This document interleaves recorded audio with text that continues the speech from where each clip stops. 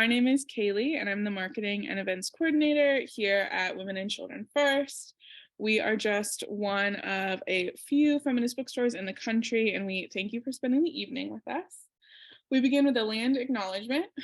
Please join me in acknowledging that the land on which the bookstore stands is the unceded territory of the Peoria, Potawatomi, and Miami people.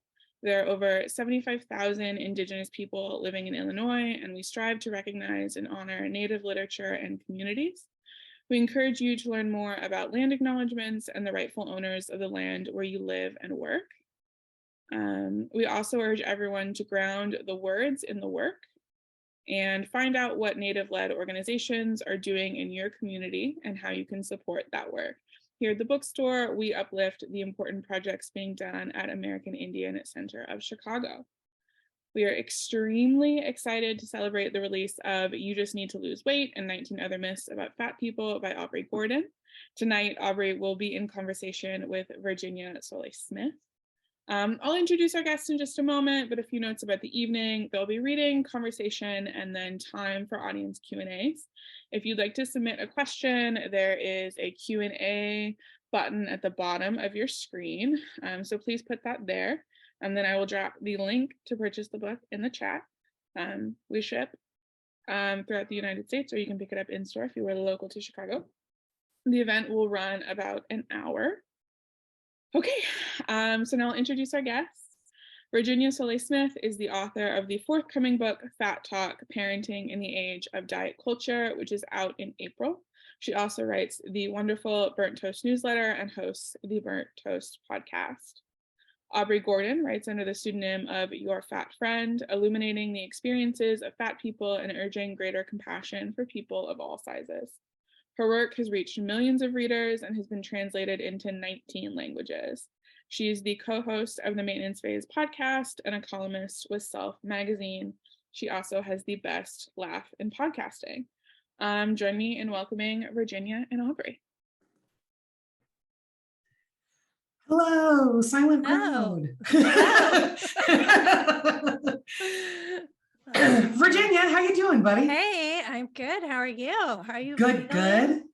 I mean, again, this is great. I feel better than I sound, so that's something. I'll take that. You sound better than you did in your first, your first little sorry guys, post last week. It was thanks, appreciate it. Appreciate the grace, buddy. I figured I would start us out with a little short reading, and then you and I can just dig on in. What do you think, bud? Let's do it. I'm so all right, great. So this is from the latest book, Hello, Hi. For the most part, I am not called fat as an insult by other fat people. I am called fat pig by a thin server under her breath at a buffet, even before eating. I am called huge heifer by a muscular man leering out his car window. And I am called fat bitch by a middle-aged woman shouting at me on the street. These moments strike me sometimes as laughable, other times as cutting. Either way, these moments pass. Thin people are often surprised to learn that these are not the instances that hurt me. The moments that hurt most are when thin people use euphemisms while they harm me. A physician assistant says, we don't usually have such sturdy patients, when she tells me she doesn't have a blood pressure cuff that will fit my arm. Unprompted, a stranger at a bus stop tells me, don't worry, a lot of men like a curvy girl. In a waiting room, a stranger tells me, big girls shouldn't wear belts, they look disgusting. This, then, is what so many straight-sized people fear, not a changing body, but a subjugation to the thin person they once were, a thin person who readily passed judgments on fat people or who let others' judgments go uninterrogated and uninterrupted, looked down on, looked past. Oops, I'm all over the place, guys. The fear of being fat is the fear of joining an underclass that you have so readily dismissed, looked down on, looked past, or found yourself grateful not to be a part of. It is a fear of being seen as slothful, gluttonous, greedy, unambitious, unwanted, and worst of all, unlovable. Fat has largely been weaponized by straight-sized people, the very people it seems to hurt most deeply. And ultimately, thin people are terrified of being treated the way they have so often seen fat people treated, or even the way they've treated fat people themselves. In that way, thinness isn't just a matter of health or beauty or happiness. It is a cultural structure of power and dominance. And being called fat cuts so deeply because it hints at a dystopian future in which a thin person might lose their cultural upper hand. Ooh, thanks for bearing with me, everybody. With that, where are we going to start, Virginia? Well, where do you want to kick it off? I'm just having like a little moment. I mean, you sent me the passage. I read the book. I read the passage again when you sent it, and then here I read it. I'm just having many emotions because it's so powerful. So thank you. Thank you so much for reading that for all of us. I think we should start. I mean, there's so many places we could start, but one thing I was thinking about with this passage that I just think is, so important, that what you're getting at there is how we've all been conditioned to think of our bodies as these personal projects. And, that's diet culture, that's all the things. And it's tempting, I think, especially for thin people to think, well, how I feel about my body has nothing to do with you fat people over there, that I'm just in my own personal thing. And also to think that if they feel bad about their own bodies in any way, that is somehow the same as what fat people experience. So I'm getting at thin privilege clearly. And I guess my first question is, can you define that for us? And can we talk a bit more about this personal versus political disconnect? Yeah, I would say thin privilege is a thing that I write about a lot without using the term, in part because it feels like people sort of switch off their brains when they hear that term and just get directly into deep defensiveness. Yep. When what we're talking about is a really simple observation, which is that most people treat thin people differently than they treat fat people. That shouldn't be a controversial observation. That feels like as plain as the nose on my face kind of territory, right? What we're talking about is being able to get on an airplane and know that your seat is not going to be taken away from you without a refund or without a reschedule. What we're talking about is going to the doctor and knowing that your symptoms will be taken seriously and any health conditions that you have will be treated effectively and quickly, and you won't be told to come back when you lose weight, right? What we're talking about is being able to get clothes sometimes for less than half the price of fat people. And on the other end, being able to access sort of sustainable and ethical brands, which is like murky territory. But, we're talking about like a wide range, actually the widest range of access to clothing that anyone has goes to thin people, right? Thin and non-disabled people. So like when we're talking about thin privilege, those are the things, right? I would say a personal one for me is I had a couple years ago, well, this would have been 3 or 4 years ago at this point, a party to celebrate. I thought it was a party to celebrate that I'd gotten a book deal. When I got there, no one there knew that I had a book deal, and everyone there knew that I had lost weight. Wait, what? No, Yeah. not really. Not Yeah, for real. I'm not gaslighting your experience. I know this happened, but I'm just taking in my shock. Oh, for real, buddy. People, yeah, cool. Nobody knew. Cool. It was really something. It was Wow. really, really something. Wow. And I had like specifically not been talking about sort of my weight change. Like I just generally don't talk about Yeah, sure. my weight changing. Yeah. I don't. So it was also really jarring on that front. Also, like as a person who's had eating disorder, like I for sure don't need a room full of 20 people being like having a lot of comments on my weight. And I hope they all and read the book and then rethought some things. I mean, yeah, some of them did. Those guys are still around. Yeah. But like those are the sorts of things that I think about and talk about. And this comes up in like institutions. This comes up in, much more than individual interactions, right? This is baked into policies, practices, procedures. We're talking about, like, I would say another example, great, terrifying example, is there are countries that restrict immigration on the basis of BMI. New Zealand is top of that list. So like we're talking Adoption about also. adoption, absolutely, in like many places. Many countries, We're talking about custody of children. We're talking about all kinds of stuff, right? Major things that happen to fat people at a rate that they just don't happen to thin people, right? That's what I would say. I'm curious about, how does that square with your definition and how you think about thinness and thin privilege? I mean, the only thing I would add too is I think we should get in there the spectrum of fatness as well, right? I mean, me as a small fat person has thin privilege in a way that a mid-fat, super fat person doesn't. And that's, I think, something that we see coming up again and again in this discourse when folks on the smaller end of the spectrum don't want to recognize the way that privilege and the ways that we can weaponize it. Absolutely. And I would say, like, look, also for me, like, I'm a size 26, I'm not a small anything. But like, I would say for me, I've absolutely had doctors refuse to treat me. I've absolutely had horrible experiences at the medical offices, right? And I have never been sent to a veterinarian to weigh in on a veterinary scale, right?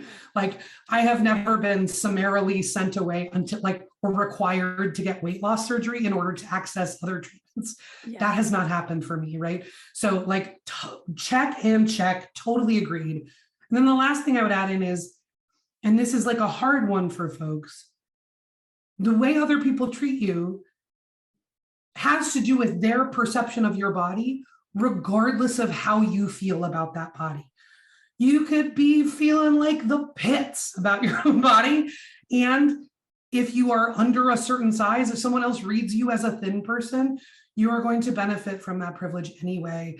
It's a hard one, but it's a real one. And I think being able to talk about our internal experiences of our own bodies and then also our external experiences of our own bodies have to be done kind of separately so that we can give both their due and not muddy the waters with each other one. Does that make sense? Yeah. I mean, I think that's that personal versus political thing I was getting at. And how do we hold space for people's like individual struggles with their own relationship with their body? That is valid and important. And yet there's this whole larger systemic thing that we aren't talking about enough. The personal conversation often is taking up all the oxygen in the room. So yeah, I'm really glad you spoke to that. Since you brought up healthcare, should we get into that a little bit and talk about, thin people weaponizing fatness there, creating barriers to healthcare? I mean, we're seeing it right now with the AAP's, the American Academy of Pediatrics, new guidelines, which, if anyone's missed that delightful news story, it's the American Academy of Pediatrics has rolled out a new set of guidelines for the treatment of obesity, where they are recommending weight loss drugs for kids 12 and up, but there's like a gray area where 8 to 11 may be sure also, and then weight loss surgery for 13 and up. So it's pretty devastating to see that laid out that bare. And yeah. It's really interesting. I feel like I hear more and more from more and more people about how much progress we're making and how much further this conversation is getting than it's ever gotten before. All of which is true, and all of which also means we are going to continue to see this kind of very intense backlash, and sort of medicalized backlash, right? I would say the other thing that I feel like I have noted on this front is so many people selling such horrific weight loss garbage, specifically to people whose BMIs are considered obese, right? People who are medically defined as being too fat.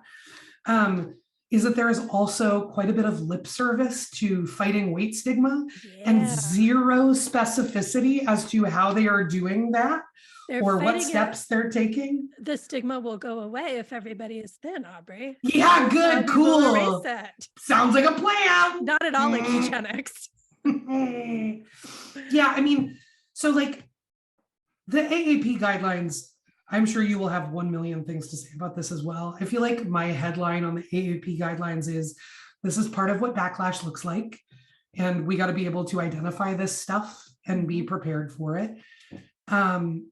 Two is, it seems like it almost doesn't matter how many fat people talk about, and thin people too, frankly, talk about their experiences of dieting at young ages and how much that scrambles your brain for like ages, right? And how much it can screw with your physical health, your ability or disabilities, so on and so forth, right? Like there is sort of all of this stuff that comes with dieting that we know, and we have been hearing definitely since I was a teenager in the 90s, right? But like ever since for a long time. And it is utterly bizarre. I feel like I am through the looking glass that that a group of pediatricians would be like, you know what the best thing is for kids? Cut out their stomachs. Yeah. Like for the rest of their lives, they will have to deal with only being able to eat super limited quantities. For the rest of their lives, they will deal with sort of this like reflux issue that folks talk about. For the rest of their lives, from age 13 on, we are going to make decisions for someone who is not even legally of the majority age about how they will digest food and what their relationship to their body will be for the rest of their lives is astonishing, and my heart hurts about it. My heart hurts about it. And I will also say, listen, I speak to this also from a great deal of personal experience. I was on fen-phen when I was 14 and 15. Fen-phen is a drug, for those who are unfamiliar, that was approved by the FDA in the 90s. It was later found to cause two things. One, it would cause your heart to stop. And two is that it would cause your lungs to fill with fluid. And people would drown sort of without being around any water. They would drown just from their own lungs. They also, these are side effects that can also kick in at any point in your life after taking the drug. They're not immediate. They can come back years, decades, forever later. So I'm also living with the awareness through this announcement that I also am sort of like a little ticking time bomb, because I did what I was told was the right and healthiest thing to do by doctors and by adults that I trusted. And it genuinely makes me want to cry. To think about a generation of kids where this is not only an idea that doctors have, but a prescription from their professional association is really heartbreaking to me. I'm curious. I mean, like, you're coming at this from another angle, which is like, as a parent. Yeah, I mean, holy buckets. I'm right there with you. Have cried reading through the 500 pages of the thing this week, trying to wrap my head around it. You know, I mean, there's so many layers to it. I'm hearing from pediatricians, like weight inclusive pediatricians, saying that they're worried this is going to make it harder for them to provide weight inclusive care, because once something's a clinical guideline, if they don't follow it, they could be open to litigation or malpractice claims for not follow. So there's a very real concern about how much wiggle room the guidelines give doctors. Like, I think it's important for parents to know that you as the parent probably in some ways have more power in the room in some situations, because you can decline these treatments. That being said, we're going to see this disproportionately impacting marginalized folks, because not everyone feels safe in a doctor's office declining a treatment. And when we see the way parents of fat kids are judged and shamed and often at risk of losing parental rights, you know, I think you're going to see this showing up in why kids get put in foster care, when weight of parents or weight of kids is a factor in those decisions. It's going to come into play in so many ways. And there's going to be so many kids who are put through these treatments because they're, you know, the system is just so stacked against them. So yeah, there's a lot to be enraged about. It also feels to me like, you know, this is a connection that a number of folks have made. I will make it here as well, that, you know, I've got a number of friends who are organizing in Montana, which has seen a huge wave of anti-trans laws, and particularly laws targeting trans kids. And the thing that hits me hard about this is, listen, we don't live in a world that grants children much agency, period, like across the board. We are not particularly trusting of kids. We're not particularly interested culturally in listening to kids. Totally got that. When it comes to marginalized kids, when it comes to kids whose daily experience is one of stigma or their bodies being vilified or politicized in ways that are not their want, right? What little agency exists for any other kids disappears. Yeah. Just disappears. We are so far from any sense of respect for bodily autonomy for children that I don't even know what to do with it.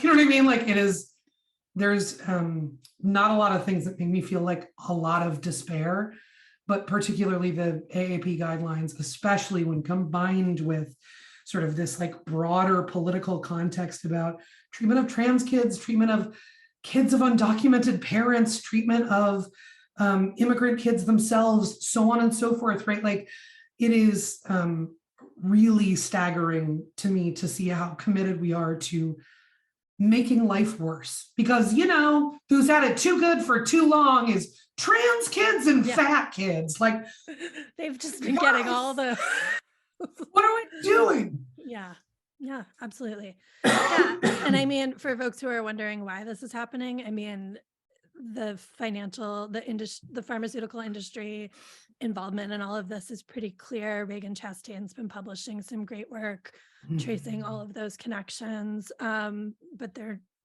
you don't have to look hard. I mean, I spent, Corinne and I, my assistant and I spent about a day looking into it. And yeah, I mean, the authors on the paper have taken money from Novo Nordisk. They've been involved in all of this. The AAP Novo Nordisk, which is the maker of Wegovy, one of the big weight loss drugs, is a major donor to them.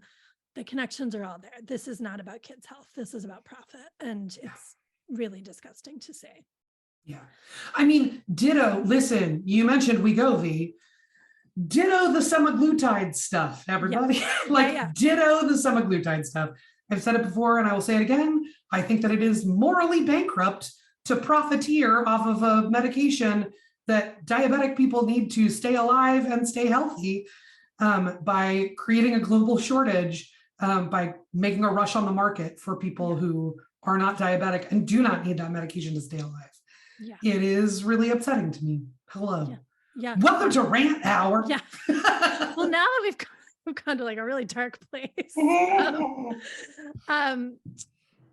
But you know, something you touched on as we were talking about that is the way those guidelines, and I think there are so many examples of this, how the folks pushing the weight loss agenda and the anti-fat agenda are now stealing a lot of our rhetoric. They are talking about weight stigma, that's always their preferred term, as this huge problem to tackle, even while continuing to say that the only solution to weight stigma is to make fat people not be fat. So I don't really have a question. I think I have a primal scream about this, but yes, go Aubrey, please.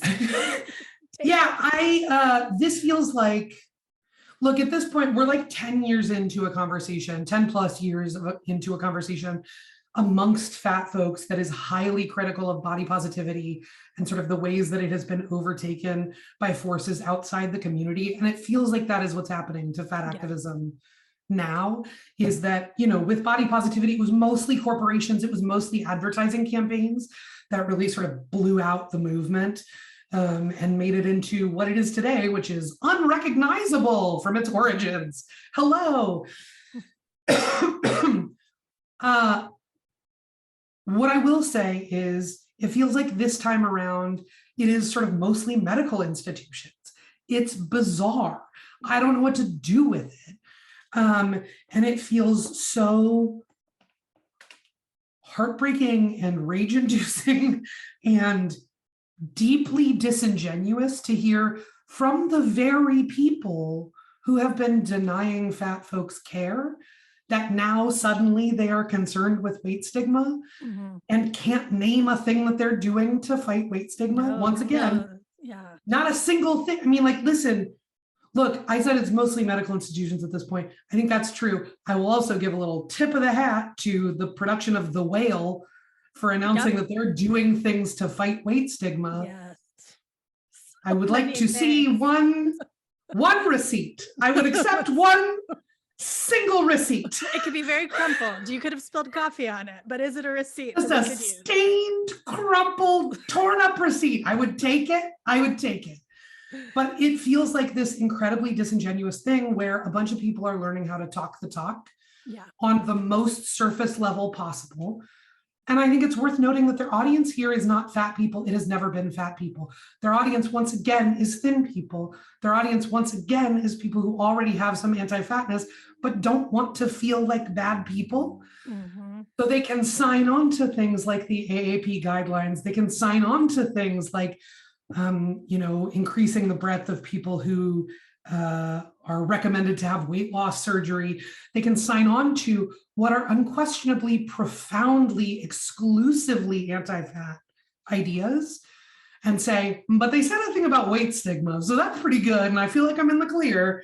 You want to be nice to fat people while they do it, so this feels better for me. Yeah. It's really, really frustrating. And I will say, this is not the case with all healthcare providers. There are many, many healthcare providers who are definitely like fighting the good fight and trying their best to do right by their patients. And many of the sort of larger institutions and larger systems, as you've noted, have been influenced by outside forces, right? It's not actually doctors usually making these calls in a solo way, in a way that is just them having quiet time with the science, right? It often is much more influenced by, outside interests and also by their own biases. I think one of the things we don't talk about enough is that like the science is only as strong and only as unbiased as the people who are making the science, right?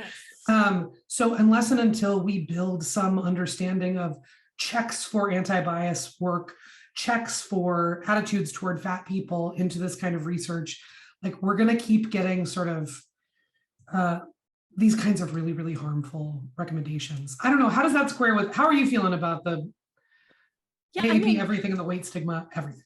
The shift of their embrace of weight stigma. I mean, I've been reporting on these issues for almost 20 years. A lot of that time was when I was at women's magazines writing diet stories. Part of the problem, 100%, totally own that. But I do remember in the mid 2000s when I was trying to pitch stories about health at every size or about these concepts that I could make a women's magazine at that point in time start to wrap their head around. And I would interview researchers and bring up this concept, and it was like they had no idea what I was talking about. Like your average obesity doctor was like, it was completely dismissed as a fringe thing. And in the last 5 years, it's completely changed. And every obesity researcher I interview is dying to correct me in how I talk about fat people and tell me the right way to do it and to use person-first language and to, and completely tell me and teach me how to understand the dangers of weight stigma, even though I've been, reporting on it for a long time. But and well, listen, we're both, as they would say, people with obesity, the weirdest, clunkiest term I've ever heard. Person with obesity, yes. Just carrying it around a little suitcase. Even clunkier is person with overweight. That's from a grammatical, it's like nails on a chalkboard to me. I'm just like, what is that? What are you saying? Person with overweight. An overweight what? Anyway. But yes, person with obesity is also terrible, obviously. It's also wild to just be in this position where this happens all the time on Twitter. Is part of the reason I spend very little time on Twitter anymore.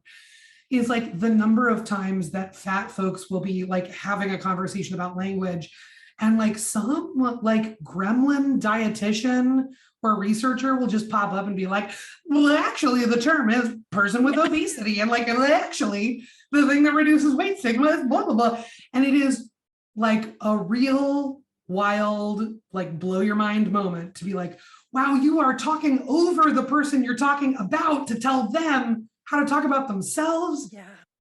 Whew, a bad look across the board, everybody. A bad look, but I do find that, and I don't want to say they are all thin white men, but there have been many thin white men who have been willing who work in the obesity field, who are willing to do that. And it's impressive. It's just really impressive. So yeah, there's a moment about this. So behind Virginia is her forthcoming book, Fat Talk, which you should 1,000,000% pre-order. That and more importantly, the book you're here to celebrate tonight. Great, sure. Bestseller, but okay, whatever. I'm telling you, you have to pre-order Virginia's book because there are incredible little moments that you have sort of sprinkled throughout the book of those conversations with like sort of experts in the field being like, I'm so sorry, I think you've got this wrong. It's like really incredible. There were names that I recognized and I was like, Virginia, I love this. I love this. This is like watching Maury or something. Yeah. Like, I'm like extremely into it. Like I really am here for like the level of like real world fights that really could be happening here. If they say it on tape, you can quote it. So, and these Love guys, a journalist. It's not like I'm like, it's not gotcha journalism. They're very happy to say this. They're very happy to be quoted. I have fact checkers who called them back and said, this is what you said. You say this and this and this. Yep, that sounds like me. Yep, absolutely. So there's no apologies. They're fully, they are convinced that they are fighting weight stigma in this way. And this is, it's truly, it's like a real moment in those conversations where you're like, are we in the same, okay, we're having the same conversation somehow. And Wild. Okay, Wild. so we've ranted about, obviously we could rant all night about the field of obesity research, but another sort of troubling discourse that I thought we could get into that folks might be interested to hear your take on is what we're seeing right now within fat communities on TikTok and on Instagram. We're seeing this sort of micro trend of some fat content creators suddenly saying, basically like, no, wait, I have been glamorizing obesity all these years and now I'm pursuing thinness and you should all just be happy for me. And I'm obviously paraphrasing. I don't think anyone said that exactly, but there is this interesting thing happening right now. And it's troubling to see. And I would be curious to hear your thoughts and hear if you think it's going to lead anywhere productive. I think it will lead to productive and unproductive places, both, right? I mean, we're talking about TikTok, so we're talking about discourse on the internet. Yes. Like, it's not going to be like uniformly great. No. I mean, I think, listen,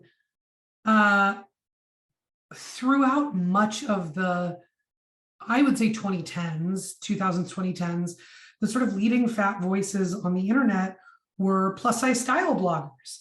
They were people who were here to show you how to style your outfits, where to shop, how things looked on an actual fat person versus sort of like photographed on a thin person and sort of like bagging out, right, on someone who's like too small for those clothes. Right. And or padded. I mean, or padded pad thin models. Yeah. It's a real bummer. And over time, like for a long time, there was sort of this understanding that was like, that's following fat people. That's what fat people are up to. That's how you get fat everything, right? Like that's how you get all of your fat content, sort of through mostly style bloggers, lots of like phenomenally gorgeous people wearing high-waisted bikinis and like lounging by a pool, right? Like incredible. And as the social justice side of the community, as the movement side of the community has gained more visibility, there has been sort of this increasing tension around, well, maybe not all fat people are like all the way on board with all the same fat politics. And I think there was also a thing that happened because style bloggers were so prevalent for such a long time that folks started to sort of confuse their roles with the roles of I think Catherine said this in her video on this topic, confuse them with this role of sort of being a thought leader. And I think we got to be much more thoughtful and critical, not in a rejecting way, but in a diagnosing kind of way about what different fat people are doing, right? Not every fat person is here to support fat politics, right? We've seen this time and time again with like, fat people who get famous and then lose a bunch of weight and sort of uncritically soak up praise for their weight loss, right? We have seen this with, I would say, any number of style bloggers, right, who have decided to go on a weight loss journey. I don't want to hear about anybody's anything journey anymore. I'm just like, it just feels like a real red flag word these days. And I think it also came from a place of people outside the community not understanding how much variance there is amongst fat people and amongst fat perspectives, right? Yeah. So it feels like we're going to get into a bunch of territory that is going to get kind of, in organizing, you'd call it turfy, not TERFY, but TURFY. Like, this is my turf, stay off my turf. We're canvassing over here today. You need to be over there. This is our constituency, you get out, right? Like, I think we will get into some of that territory, which can be really painful and really hard, and also can be really productive. And I think as long as we balance that with the truth that movements are built to expand and not contract, as long as we keep an eye on the growth of the movement and the growth of its impacts, I think we'll be okay.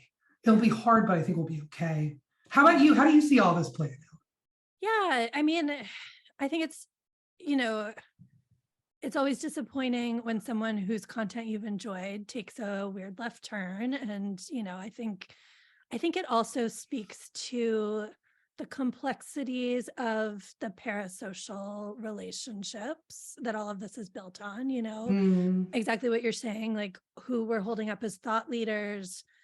And it's also, a weird thing happens for someone who started out as a style blogger and suddenly is being asked all these other questions and being expected to be an expert on all of this. Like, I have a little bit of empathy for how they suddenly were asked to represent all fat people and be a voice of fat people in a way that probably wasn't their initial intention and is not something anyone should have asked them to do. So some of it is, I think, like really speaking to this larger dysfunction where we decide anyone with a pretty Instagram or a pretty TikTok is somehow like a credible source, on things. And that's such a tricky thing. Yeah, absolutely. Or a lot of followers, or that sounds good when they string together a sentence, or whatever. Right. I mean, I do think it also feels like it relates to like a challenge that exists in the movement around like, it is still a small enough movement. It is still, fat people are still dealing with so much garbage every day that I think we can get to places where it feels like anything that doesn't meet our own immediate needs is a threat to us meeting those needs. That anything that's fat that doesn't speak to my own personal experience is somehow a distraction, is somehow harmful, is somehow hurting. And I think we're going to have some growing pains as well as we get more schools of thought, more approaches, more differing politics, more all of that kind of stuff. I think we're going to continue to see those kinds of growing pains in movement and community spaces. And I just want to be clear too, because I feel like I sounded like I was defending the content creators a little bit. But I just want to say, I do think like, anyone who's a public figure in any way has a real responsibility to think about the impact and potential of harm. And I do think that's been missing in some of these cases. Totally. So I am really grateful for people like Catherine who are laying it out so clearly and absolutely, challenging this. I think that's super important. And I would say I am like totally right there with you. I will say this shows up from time to time in my life as a public figure where people will be like, why didn't you do this thing? Right. And I'm like, that's not what I set out to do. Yeah. That wasn't my goal. That's sort of not my thing. People have gotten very upset at times that I don't like talk about the clothes that I wear and where I get them and that kind of thing. And it's just not my, you just don't want to, it's just not what I do. If you want a deep read of like a study, I'm your gal. If you want to know where to find like 16 cute swimsuit options, no, I have one. It's like 8 years old. It's fine, but I'm not your go-to on that stuff. Yeah. So like, I think that's the other part of this is also like, I think it highlights the need for all of us to be clear about where we're coming from and where we're going. Yeah. And I think it also highlights the need. I'm like over the moon that I think it's No Lose is doing the Fat Dream Zine because it feels like it really highlights to me how much fat folks may have a shared experience, but we don't necessarily always have a shared vision of what a more just world would look like, right? Yeah. Excuse me. No worries. Well, we are getting lots of great questions. So I feel like we should start getting into some audience questions so we can see how many we can get through. Let's see. Okay. So this is Gabrielle. What is your advice for working with a doctor who does not practice fat at any size? I think she means health at every, they mean health at any size. But you can also be fat at any size for navigating a health system that consistently discriminates against your weight. Gabrielle, I'm sorry, I did a terrible job reading your question. So listen, I would say there are two things that have been really helpful to me, and then Virginia, you tell me. One for me is the hardest boundaries I set in my life are the boundaries that I set in the doctor's office. And setting boundaries and being really clear and direct and talking like this, like I'm talking right now, doesn't make you a jerk. It doesn't make you a bad person. It makes you a clear person who has a life experience and like a peace of mind that you are trying to protect, a relationship to your body that you're trying to protect. So like, I would say, I think I get a lot of questions about like, how do I do this and not be rude? And I think step one is don't be afraid of being rude, because it's astonishingly rude to deny someone healthcare. It is astonishingly rude, like sort of the kinds of things that happen to fat people in doctors' offices. I read a study at one point that was talking about fat folks' experiences in doctors' offices. And one of the things that they talked about was fat people being assaulted by doctors in the doctor's office, right? Like that's what we're talking about here. And you saying, I really don't want this to happen to me, so that's like a real bottom line for me, is not you being rude. That's not you being a jerk. That's you being clear and direct. And like, I would just say like, get right with that. And step two is there are a number of these resources. My favorite currently is Mary Lambert has put together a spreadsheet of doctors that fat folks have seen without incident, doctors that they have seen and been happy with. I would start with those. That's how I got my current healthcare provider. I adore her. She is wonderful. And I've never been able to say that about like a medical care provider in my life. Those are the two things that I would say is like, as much as you have room to choose, which like a lot of folks have a lot of restricted choice, just insurance alone restricts your choices pretty dramatically. But like within those choices, I would sort of cross-reference those kinds of registries and also like be a little bit of a jerk. Yeah. If you feel like you're being a little bit of a jerk, you're being really clear. That's what I would say. Co-sign How about you, all bud? of that. No, absolutely. I would just add Mia O'Malley also has a database that's really good and growing. So that's another one to check out.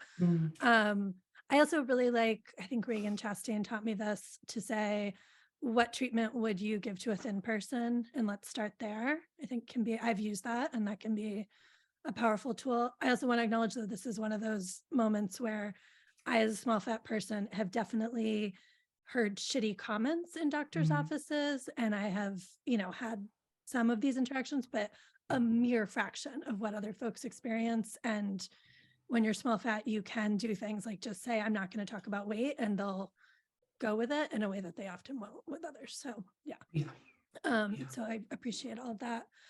Okay, Julia. Hi, Julia. That's Julia Turson.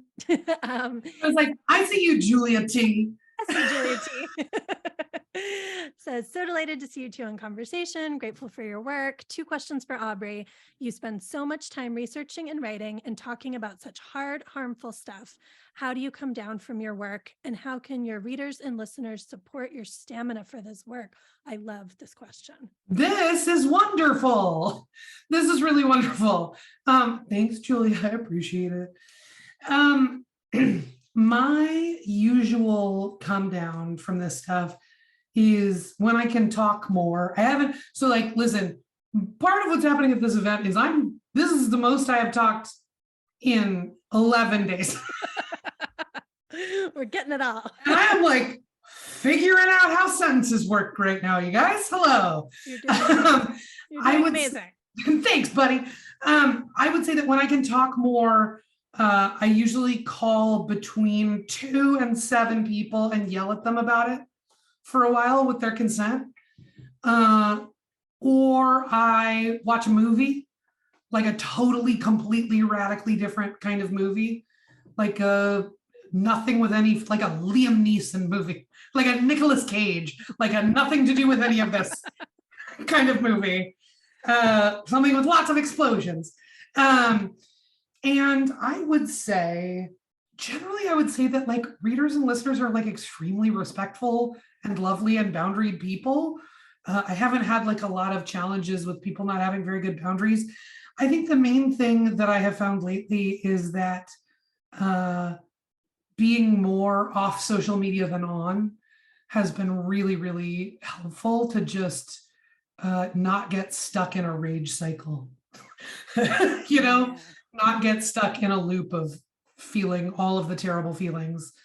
How about you? I mean, like, listen, I'm writing about this stuff mostly as an adult and mostly about adults. The level of heartbreaking garbage that you have had to wade through for yours, Virginia, is really something else. What are your sort of comeback from it techniques? Yeah, I mean, it's obviously heartbreaking when it's kids involved, because kids, as all the things we discussed. Yeah, I mean, I'm also working on being less online. That's a work in progress.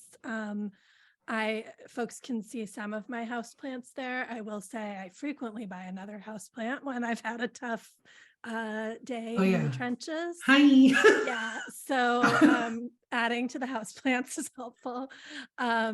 And yeah, and I think just like finding ways to spend time not in this space is important and can feel weird. You can feel like you're going to miss some important conversation, but it's so important. Okay, we got to get through some of the questions they're rushing in. Okay, Mary Beth, I think we answered your question about organizations to find a weight inclusive primary care doctor. And I would just say Reagan Chastain also has good leads on that. Okay. Are you aware of any instances in the family policing child welfare system in which parents have been investigated for abuse or neglect due to a child's weight? Yes. Many. Yeah. Yes, many. There have been many, many. In my book, I write about a number of cases in the UK. In your book, you write about a number of cases in the US. I think it's Tipping the Scales of Justice, which is about 20 years old, has a number of like staggeringly heartbreaking cases of that. But like, yes, this is genuinely an issue. This is genuinely an issue. And what I have also heard from talking to like social workers and folks in the foster system is that it's often, there's like a sub tier of this that's not really getting talked about yet. This is a story I want to do at some point, where it's not the main reason a parent uses custody, but they use it as like it's pulled in as evidence to support a larger case. And so that's, I think, this sort of subtler way that it's happening, that it's like, not like what makes headlines is the case in the UK where the kids didn't go to enough Weight Watchers meetings or wear their Fitbits. And so the judge was like, there's nothing else wrong with your parents. They completely love you and everything's amazing, but they didn't do this, so they don't get you anymore. Like, head exploding, horrific. But I think there's this subtler, horrific way it's happening that we need. Yeah, also, I will say there's a similar thing that has happened when I was organizing with trans communities. There was quite a bit of that when a parent would transition or when a parent was affirming of a kid's transition, that also gets sort of pulled in as evidence of neglectful parenting or unfit parenting or whatever. Yeah, and it's really grotesque. Yeah, it's the like, look at how many bags of like, flaming hot Cheetos are in this house or whatever, like that. Like, it's coded racism, classism. It's all there. It's all there. Sorry, the food in your house is delicious. Yes. What a terrible parent you are. Those things are good. Yeah. Really good. Okay, this one is, how do you think we can push back on BMI as a health indicator for weight without offering an alternative measure? That's a great question. I mean, I think for me, it is, I'll say this. I think people who are not fat and have not been fat really love to latch on to critiquing the BMI in particular, and then very easily are pulled in by a pivot to, oh, we should actually just use waist circumference. Oh, we should actually just use blah, blah, all of these other things that are also about being fat, right? what I would say, hip to waist ratio is another one. My guys, I have never had hips in my life. That's not going to start now. Like, that's not, oh. What I will say is, I think this is a case of needing to have the whole conversation, which is the whole conversation isn't the BMI is garbage. The whole conversation is weight is a proxy indicator for a bunch of other health issues when we could actually just test for those health issues. If you are concerned about diabetes, have your A1C taken. Look at that. If you are concerned about hypertension, get a blood pressure cuff. For home, you could just get one of the little risky ones at like Walgreens or wherever, right? Like, those measures only come into play if our goal is to make fat people thin, not if our goal is to make any people healthier or able to maintain their health in the long term, right? So if we're concerned about specific health conditions, there are 1 million ways to sort of indicate that those might be issues. There are 1 million ways to treat them, on and on and on. We can actually just treat those things rather than going through this weird middleman of being like, I think you're too fat. You're probably also disabled, right? Which is just like, that's not medicine. That's just like weird and insulting to people. Mm-hmm. That's what I would say. What do you think? Have you had it? Is this something that's come up for you in burnt toast world? Yeah, I mean, I think it's exactly what you're saying is we're not talking about finding a different system for categorizing bodies. We're talking about a paradigm shift where we don't categorize bodies by their weight or size or shape or any of these measurements. We focus on health as its own incredibly complicated picture with all these contributing factors. And we look at social determinants of health. We look at, barriers to access to all these different things. And we think of health as a resource more than a label you can put on a body. That's, I think, the problem with what we're doing now. Totally. One more thing that I would add to that is this is like a conversation that comes up pretty often because people like to talk about the BMI in particular, because it's such utter garbage and it's a wild story. And I totally get it. Yes. And also, oh my God, the thought absolutely just left my brain. What is happening? Virginia, what's happening? I got so bad at talking. You're so great at talking. Thanks, buddy. I appreciate it. Folks love to latch onto this BMI business. And what I would say is this is it.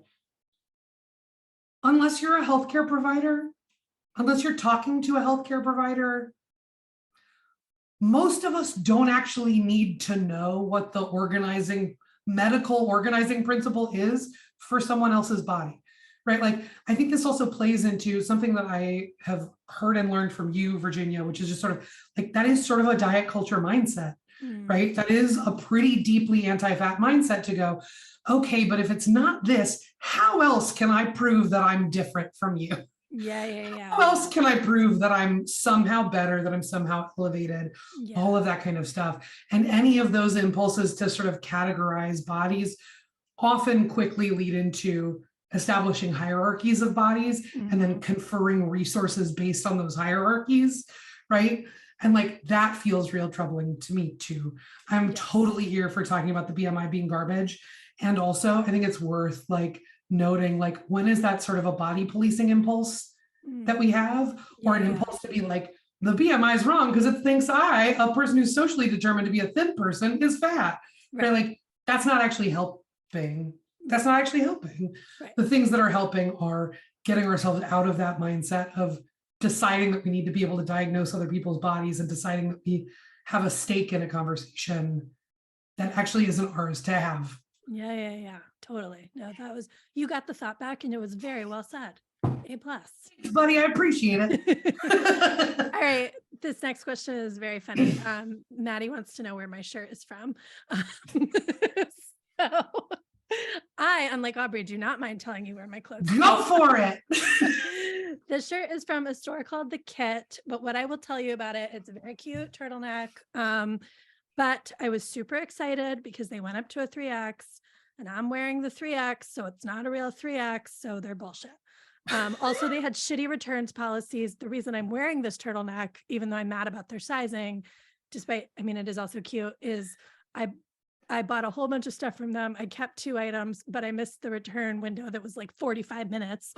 And I really paid a lot for this turtleneck is what I'm telling you, because I ended up keeping many things that didn't fit. So it has a sad story, but that's where the It's shirt's really from. cute though. It is cute. It is really cute. They Yeah. need to fix their sizing and their return policy. The kit. Okay. Um, this is why I would never be a fashion influencer. I'm like, actually, let me tell you why it's garbage. But all right. Next question. Emily, hi, I'm a professor working on my first paper on anti-fatness in libraries. Awesome. I've seen a wide range of terminology in the literature, so I was curious, what is your default term for the systemic oppression of fat people? And could you explain why you like that one over others? Oh, for me, this is a clear answer. I use anti-fatness or anti-fat bias. I find that people get way less defensive when you talk about bias. And I'm interested in a conversation that moves folks forward rather than pulls them back. And I have taken cues from Denari Monroe, who wrote a wonderful piece about this. I don't generally use the term fat phobia. I'm not going to get up in anybody's business if that's the term that they use. It's not for me, because phobias are real, like mental health conditions, and they don't lead to people being jerks to fat people. Like, that's not generally how that goes. And I don't feel any need to contribute to the stigma that folks are already experiencing there. So that's the term that I use, but also lots of people use lots of different terms, and they're all fine by me. How about you, Virginia? Yeah, I mean, I really appreciated your piece breaking down, why anti-fat bias or anti-fatness, and I've really shifted to using those terms as well. I use fat phobia very specifically when I talk about parents, because I do think with parents, we're often dealing with a lot of real fear. And so I don't mind it in that very specific context. I think parents are told to be afraid of fatness for their kids. They're afraid of what's happening at the pediatrician. They also have anti-fat bias, to be clear, like plenty of parents are anti-fat, but I think there's this layered emotional piece there with the fear that I like how that word speaks to that. But for the purposes of your research paper, I think anti-fat bias is a great term. Yeah. And I do think, I think like the weight stigma research community uses weight stigma for some problematic reasons and also some valid reasons. I mean, not, as you've said, not all fat people are a monolith. Not all fat people resonate with the word fat for a variety of reasons. And so weight stigma can be like a little more neutral, and that's valid, but that's not the term I use. Totally. No. Oh, this is the other thing I would say on this front. Part of the reason I also like to talk about bias is that there is a sense that you can move through your biases, you can check them, and there's something that you can do with them. And it's less of an assessment of you as a whole person or like tossing people out. It's the idea is like, okay, you got work to do. Here we go. Off to work. And that feels productive to me, but also like I'm doing this work in a really different space than a professor working on an academic paper will be. So I think like thinking about what people in your field will be able to understand and what will resonate with them and move them to action feels like that's like your judgment call to make. You know your field way better than I do. Totally. Go forth. Yeah. Totally. We are at 8 o'clock. I don't know. Do you want to, we have a few more questions we can get through. What are you? I feel like the wheels are going to come off my voice here pretty soon. Yeah. So I would do like maybe two more. Okay. Go for it. Yeah. Very cool. That sounds good. Okay, this one is, and I'm sorry to everyone who we are not going to get to, because there's lots of really good questions here. Whoa, there are a lot. I'm trying to pick some at random. Okay. Veronica says, style bloggers versus fat liberation political leaders. Can you talk about the difference between representation and political activism and the limitations of the former? Ooh, that's interesting. Yes. So representation, I think, is a term. This feels to me like terms that are coming from different worlds that are being applied to kind of everything, right? Representation is a term that comes mostly, in my experience, out of media criticism world and is talking about what it means to be able to see on the big screen or the small screen people who look like you, the impacts of that, so on and so forth. It's really important. Not everyone who is represented in representation has great fat politics. I mean, like, I feel like we're dealing with this right now with Brendan Fraser is a good example of someone who is now a fat person and is not, doesn't seem like someone who could necessarily hang in a conversation about like justice or liberation for fat people, right? Like, it just doesn't seem like his scene. Chrissy Metz, I think, famously assented to a storyline that included weight loss for her character, right? And that was the thing that she spoke publicly about being personally desiring of. I think we've got to be able to cleave our understanding a little bit about the importance of representation, which matters to get a variety of stories, a variety of people, not all of whom I would trust to lead a movement, right? In front of the camera, behind the camera, so on and so forth. And we've also got to be able to distinguish that from sort of, you know, what are the problems we need to solve? And like, not everyone who can stand on a stage and sing beautifully or act like a dream is going to have gone through like deep political development on this issue, nor frankly should they have to, right? Like, that's not actually their job. I actually think fat people who are actors and singers should be able to just be fat people who are actors and singers. Yes. That shouldn't be a privilege that's reserved for thin people. Thanks. That's what I would say about that stuff. Is like, we're going to have to get real comfortable with seeing way more fat people with way more differing viewpoints. And we're going to have to get clearer about what are spaces that we're reading with a political lens and what are spaces that are inherently political or claiming a political identity. And those are like very different. We should treat them differently. Yeah. Yeah. That's my thinking. How about you? No, I think that's completely right. And I think we don't expect thin actors to align with us on all these things. I mean, it's annoying when they don't, but it's you don't feel betrayed, you know? And I just think we have to, the more fat people we have in visible places, the more we can have this diversity of fat people. So, yeah. I'm trying really hard to pick a good last question, and there's so many good questions, and I'm sorry, everybody. I'm going to end with a book related one just because we are here celebrating a book which made the New York Times bestseller list. Hello, this is amazing. It's very exciting. It's incredible. And it means a lot for fat books to have this book in particular make the bestseller list. So I like that Shelby asked if we could talk a little bit about being fat authors. The publishing space is notoriously white, thin, and straight, and I wonder how pay, marketing, photo on the cover and jacket, investment in editors and agents, and promotion is different for fat people. Woo! So I will say two things. I can speak only to my personal experience here. This is not a conversation that I've had with many other fat authors. I just haven't. But what I will say is, for me, my publishing team, all of that, they've all been like absolutely incredible. Like, I can't speak highly enough about them. They've been phenomenal about all of this, all the folks at Beacon Press. The biggest issue for me has come up in press. I did an interview at one point. So like, well, I'll tell you two little minis. Boop. One is I've been writing publicly for like 7 years now. And I did a podcast last month, and it was the first time anyone asked me about my writing practice. It was like the first time that happened in the press, that someone was like, hey, what's your writing process like? And like, what do you like to do? And I was just like, oh, I'm not used to being able to talk about this part. Like, I'm so happy to do it. Right. But usually this is most of the conversation. Yes. For many writers. My first time was last month. Hey.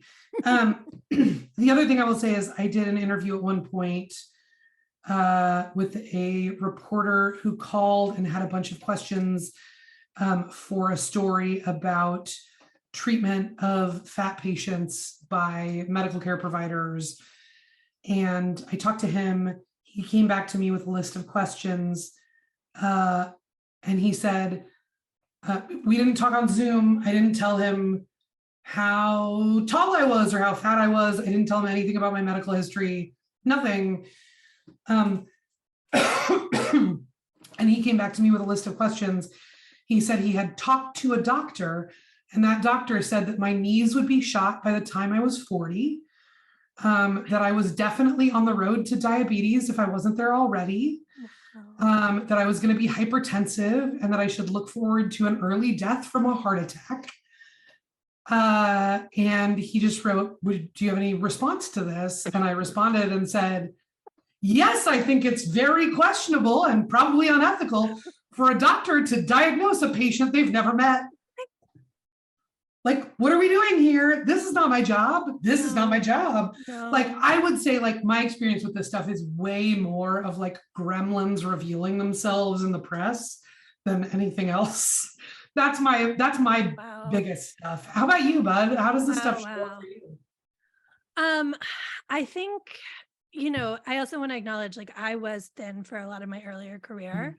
So I benefited from thin privilege and also continue as a small fat person to benefit. So some of this is stuff it's been in the last decade that this has been, slowly becoming more apparent to me.